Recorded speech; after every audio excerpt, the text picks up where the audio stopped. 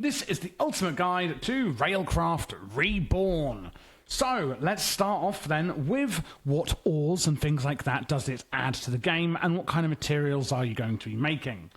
So we've got saltpeter, lead, sulfur, nickel, tin, silver and zinc, and then there's also this cool ore called Firestone ore. It lies in the nether beds, in lava beds in the nether. So at the bottom beneath the lava, when you place it down, do be careful because it is actually going to cause flames, as you can see here, even when you're holding it, I believe. So do be careful with the Firestone ore. There's some new materials we're going to have to make, like steel. Basically, if we look at a machine, let's take the crusher. This crusher's items. You can see here you need a charge motor, which needs a charge terminal and some charge coils, etc. So we're going to need some iron plates. You can make these simply by just putting these iron ingots together, like that, for all sorts of plates. Small charge thingamabobs, etc. are made from blocks of copper. As long as you've got just enough items in, you should be able to work it back. And then there's two new ingredients I want to show you. These are the only recipes I'll be showing you in this mod pack. Don't worry, I'm not going to be showing you for every single recipe. We have brass and also bronze. So brass is copper and zinc. Of course, your mod pack may change it. And bronze is copper and tin. A lot of the crafting materials you'll be making, however, will be made in a rolling machine. So if I place down the rolling machine, which is made pretty simply, what I could do in here, I could press U with just enough items and look at the items it can make. So the rolling machine, this is a manual one. We can make copper electrodes, high-speed rails, loads of different components, basically, for the Railcraft Reborn mod you make in the rolling machine. And then we also have the powered rolling machine, which of course does need power, and it will accept this from any mod that you have that has power. But as you can see here, gold ingots, blaze powder and steel, you literally just place them into the crafting grid here, and it will just make the items, basically. So once you get going in Railcraft Reborn, we need to do a few things. Namely, we want to make some power. And to do that, we're going to be using steam boilers over here. But before we make steam boilers, we're going to need some resources. One of my favourite... Hang on, I'm going to deal with this. One of the first things you want to make is a water tank. This is made from water tank siding. I can right-click on it, and basically it's going to passively generate water. If you have biome mods installed, then let's say you have a really high humidity biome, it will generate more water. If you put this in a desert, it will generate less water. And you can have multiple of them. You can see it says can see sky, 9, the base rate, how much it's making, the humidity multiplier, the precipitation multiplier, so if it's raining, temperature, and then the final rate is 14. So depending on how humid or if it's raining and things like that, means that these water tanks will generate more or less water. To make them, you just simply go 1, 2, 3, 1, 2, 3 by 3, like this. Leave the middle block open, okay? Because it technically is a tank. It doesn't really change what it looks like, but when it's done, you can right-click on it and you can see it's then gathering water. Next up, we have the coke oven. Same thing. You want to do a 3 by 3 as shown here, and fill it all in apart from the middle block, and it will change into the coke oven. In the coke oven, you can put coal or coal blocks and get blocks of coal coke.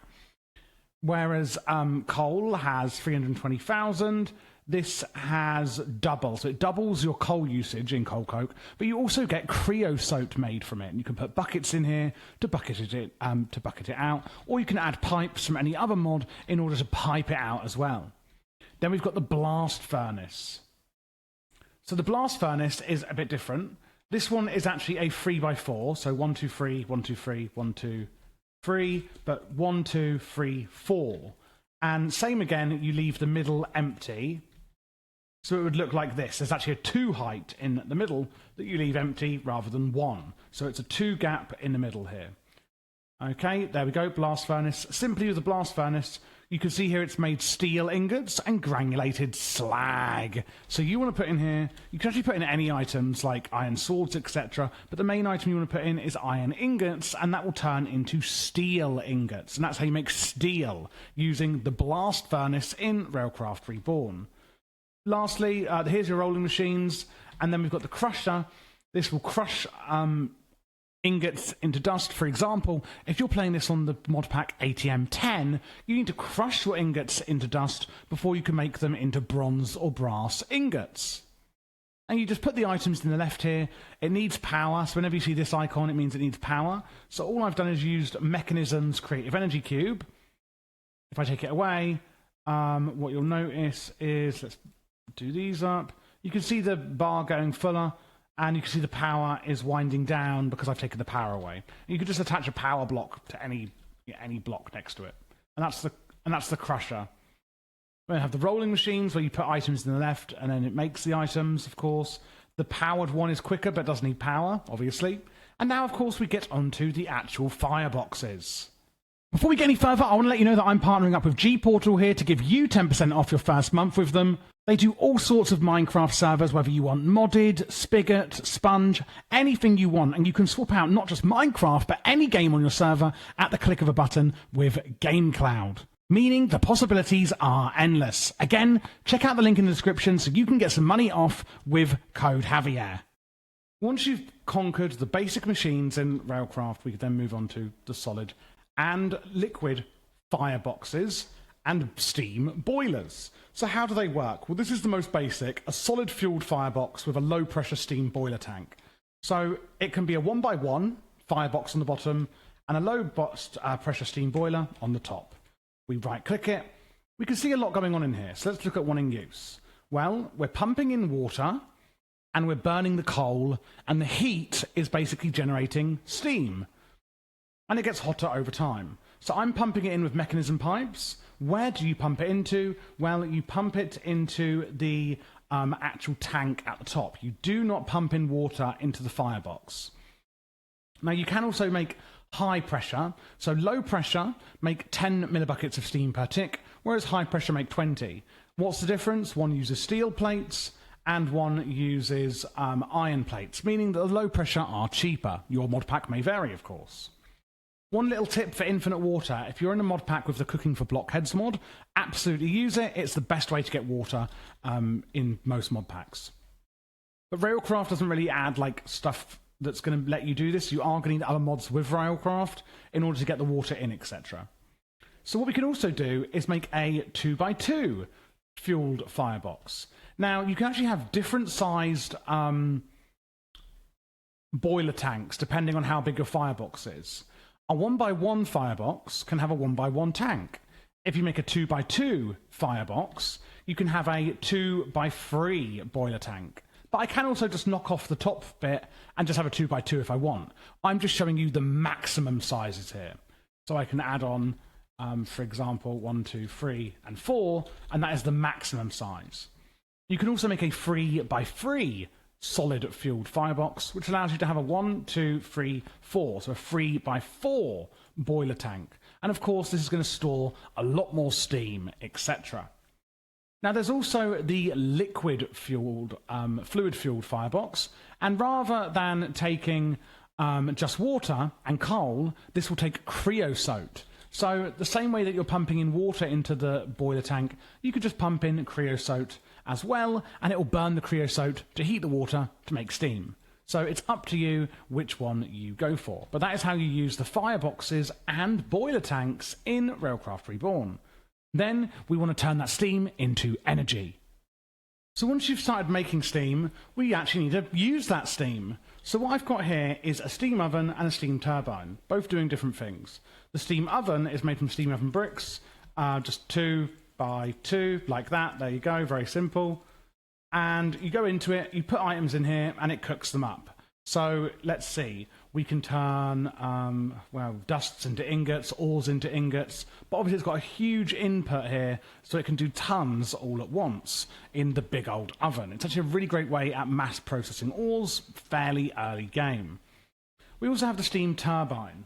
So you just simply make a steam turbine housing, and that is a 2x3, so 1, 2, 3, 1, 2, 3, 1, 2, 3, 1, 2, 3, like that.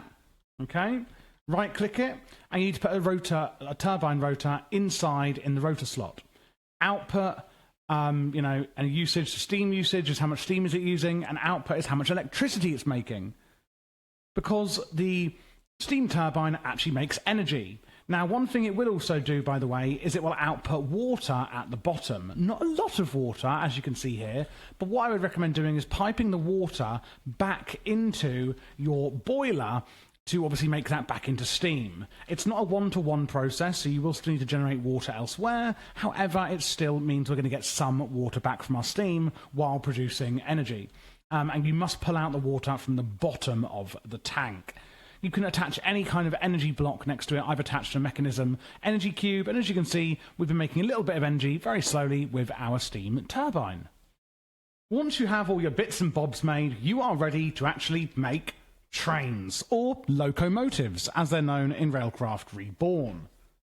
So then, this is a steam locomotive. There are electric ones, but I'm going to be showing you that later in the guide. Steam are a lot simpler. So we're using just basic Minecraft tracks here. Let's use this one as an example. And you make a steam locomotive as shown. You place it down. This is the booty of the locomotive, and this is the front. So, if I right-click it, we can see a lot going on, but don't let it overwhelm you. There's a ticket slot. I'm showing you that in a bit. And then we have shutdown, idle, and running. Shutdown. The locomotive is off. Idle. It's going to keep it running, but it's not going to move. So why would we want to do that? Well, it's a great time to show you how it works. In the fuel slot, I'm going to put coal. Now, this is a steam locomotive, so we do obviously need steam to run it. And therefore, I'm also going to need to put some water buckets in here in order to heat up the coal and then, turn it into steam to power our locomotive. Now, you might be saying, but Javier, we've already made steam boilers. Why do we need to power the locomotive by steam when we've already made it elsewhere? Well, there are other ways to do it, like adding water from fluid dispensers, etc., which I'll be showing you later. So it's shut down, and therefore it's not making any steam. We have R, which is reverse, and then speed 1, speed 2, speed 3, and speed 4. So I'm going to put it in speed 1. So when you click reverse, I don't think you can actually choose the speed. It just goes at a specific speed for reverse. So let's put it in idle for now. Idle is not going to move the train, but it's starting to heat up, the steam is coming out, and if you see it literally looking like this, don't worry, it is meant to look like that. I was like, oh god, am I doing this right? Well, turns out I am. It's going to heat up, and eventually we'll get some steam in here. So if I put it to running, the locomotive is eventually going to move, once it gets hot enough. So at 100 degrees, which is obviously the boiling point of water, I say obviously, you might not know that, steam is going to be filling the locomotive, and I think you have to give it a little push. Do I have to get a push? Come on, get moving. There we go. Okay, it will go on its own. As you can see, if I put it at speed 1, it goes slower. Speed 3, it goes faster. Speed 4, it's going to absolutely knock me out the way because it's going so fast. And you can't hear it on here, but it does actually make, choo-choo noises as well. Okay, amazing. We have a running locomotive. Now let's get a bit more advanced. So what we've got here is a steam locomotive that has a Minecraft tank attached. Now, what I want you to make is a crowbar, and I'm just going to break that. So there's a few different ones. There is, what they called, cart. So we've got a minecart with a tank, a minecart with an energy cell, which obviously carries power, and one with a world spike, which is basically a chunk loader. So in this example, we're going to use a tank one, but they all work pretty much the same.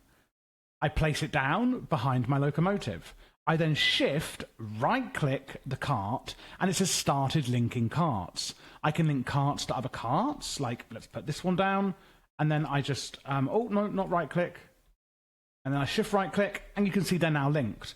I shift right-click, and now these carts are linked to this locomotive, which is obviously in, well, it says running, but, it's running, but I've got a track under here, which I'm going to show you properly later, all the different tracks, a locking track, meaning the train will stop unless it gets a redstone signal. So let's put it in just slow mode, that's fine, and we've got the two tanks here. I can also use the steel crowbar. I just right-click it without shifting to turn the train around, as you can see, the direction it's facing. So what we've then got here is a fluid loader. I'm using a sink from Cooking for Blockheads, but of course you can use whatever you want. And in the fluid loader, we can actually add carts into here, add your own buckets in, and we can say complete, process until operation is complete, until there's out of room or supply, never emit a redstone signal, or process until out of room or supply, but keep the carts. So I just leave it on the tick, basically meaning when a cart comes under here, it will fill it with water.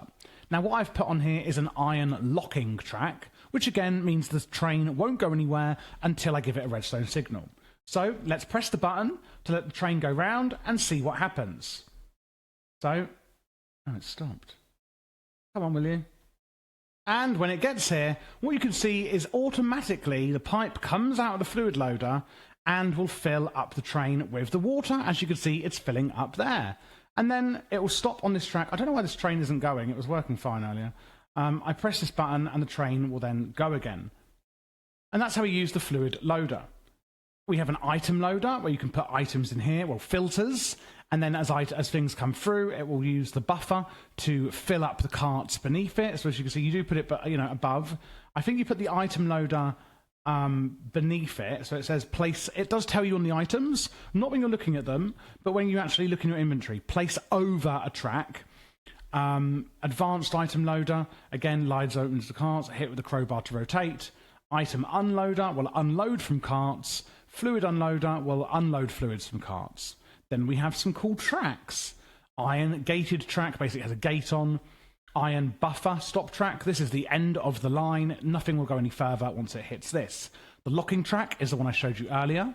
We've then got a coupler track, which will basically couple the trains or the carts together when they pass over it. A control track. This applies a small force to the cart, hit with a crowbar to change the direction, or a redstone signal. We have the abandoned throttle. So this is going to, and also if I put in here like throttle, then what we can see is that it adjusts the speed of the passing locomotive. And again, get your crowbar and right-click it, and can you see it's making it 1, 2, 3, or 4? So we can decide how fast we want the train to go after it passes over this track. Most of the time, if you're not sure what tool to use on tracks and trains, it's often going to be the crowbar. Then we have the launcher track. It will literally launch your train. You can use the crowbar on it to see how much you want to launch. And then we have the iron one-way track. Obviously, choose which way with the crowbar. The trains will only go one way over this track. So if it's coming from this direction, but the arrow is facing that way, it will not go that way. Trains can only go this way. The abandoned... Oh, wait, I didn't explain it. Sorry, when you see it's abandoned, abandoned is like, using abandoned track. Iron is using iron. Strap iron is using strap iron. We're basically just using different tracks. We have rails, which are just the normal rails. We then have the strap iron, 30% of speed of a normal iron track. And then we have the reinforced one, which is faster and is explosion resistant. We also have electric track, powered by electricity. That's going to be used with the electric locomotive, meaning we don't need to use coal and water, etc. High-speed track, which is really, really fast, but does require boosters and transitions to reach speed, cannot go around corners. And then we've got the high-speed electric throttle track. So there's basically each track, like the throttle track, has all the different types.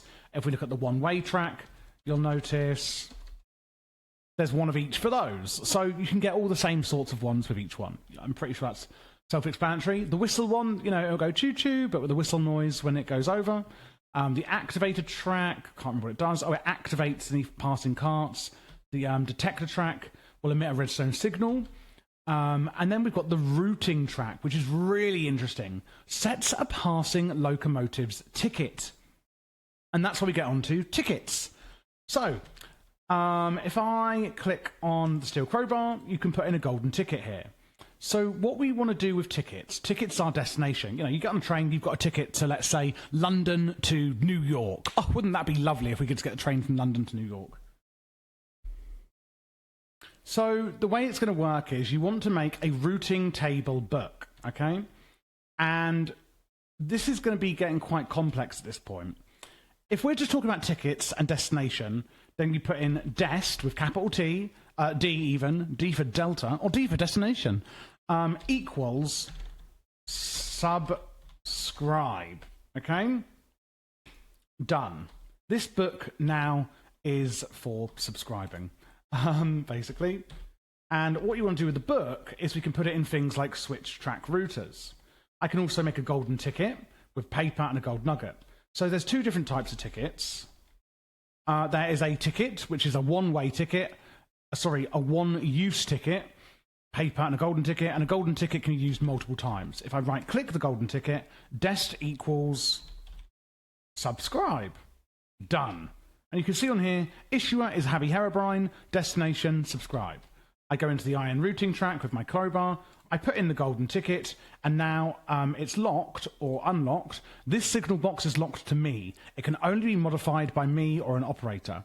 Or if it's unlocked, anyone can do it. So basically, the iron routing track, what does it actually do again? Forgotten. Sets a passing locomotive's ticket. So we've got this train here, which has a golden ticket, subscribe.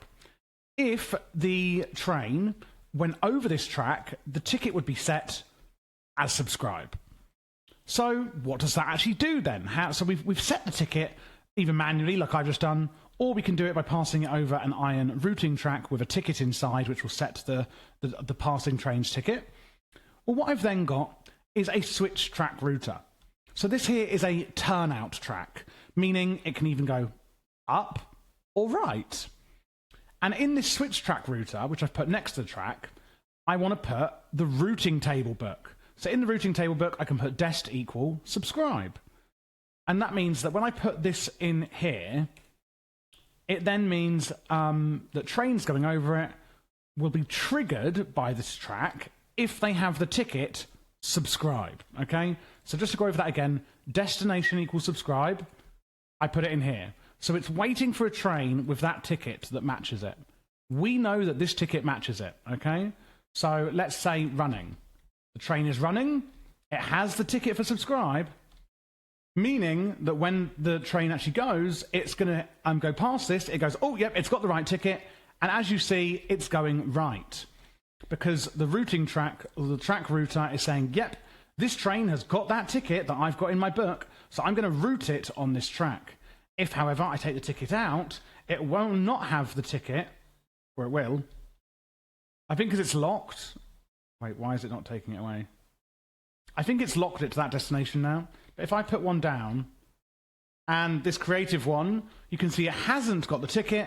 What you'll see is that the switch track router switches the track. So you can see here, it's not going, but when I put the ticket in, and it's now subscribed, but watch the router, ding, it switches the track because the ticket matched what the track router wanted. So it knows. And it says if it's a public railway, it will route anyone. If it's a private one, it will only route ones that belong to me, meaning anyone else will go up this way. But if I have the subscribe ticket, it will only route my trains that belong to me this way. So it can get quite complex. I'm not going to show you fully because it's a bit even above my pay grade. But you can press help, and it basically tells you about it. So if you have different keywords, if you're getting really complex with routing, and two operands, both must be true. Or two things, destination, let's say it's destination subscribe or destination like and comment. I don't know.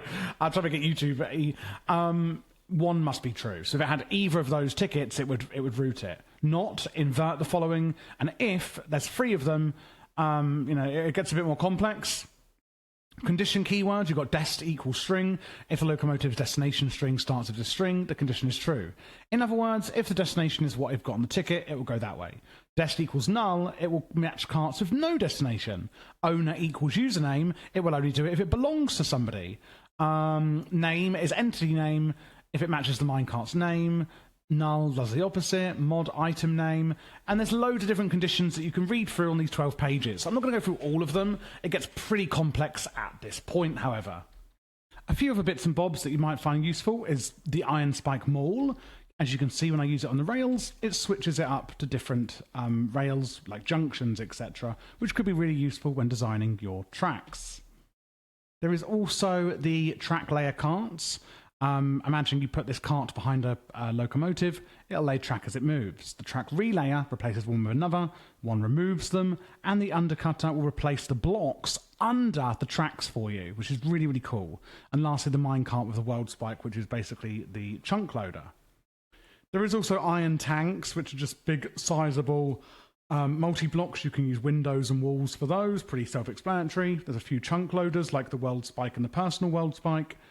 And then we also have some batteries, which you can use to just basically store energy in the mod. There's also, very randomly, a feed station. Applying a redstone signal will disable it. It just feeds nearby animals. Not on a cart or anything, but just literally nearby animals it will feed. Lastly, we have the electric rails, which I didn't fully explain earlier. Very simple though. When you're using electric rails with an electric locomotive, what you do need to do is have frames underneath. So you'd have your frames, your electric track, and then basically, as long as the frames are all connected, they will power each other, but you need to add power to the frames, like, for example, adding in this creative energy cube to the frame. This is now going to be powered, so when I put the locomotive on it, you can see it's got power, and I can show it, say, running, and, well, wrong way around. Push that on there, and you can see it's running on the electric tracks, so you don't have to use steam. And there we go. That is Railcraft Reborn. Hopefully this really helps you get a good understanding of how to use the mod, how to set up some basic tracks and networks, loading, steam, power, and all of that cool stuff. Thanks for watching, and before you go, I just want to say, if you want to join the Patreon in the description, that really helps support the channel, and you get access to our premium servers like this one here, which is currently ATM 10 at the time of filming. Of course, if you're watching a year after posting, it could be ATM 11, 12, or even maybe 13. We also do offer free-to-play servers, which you could just join the Discord to get, and if you'd like your own server, then check out the description for our G Portal 10% off with my link. Lastly, if you're new here, don't forget to check out the channel. I have an insane amount of mods available. As you can see, loads of tech mod guides, magic mod guides, utility mod guides. There is literally hundreds of guides that I have done. My goal here is to do every single mod in Minecraft.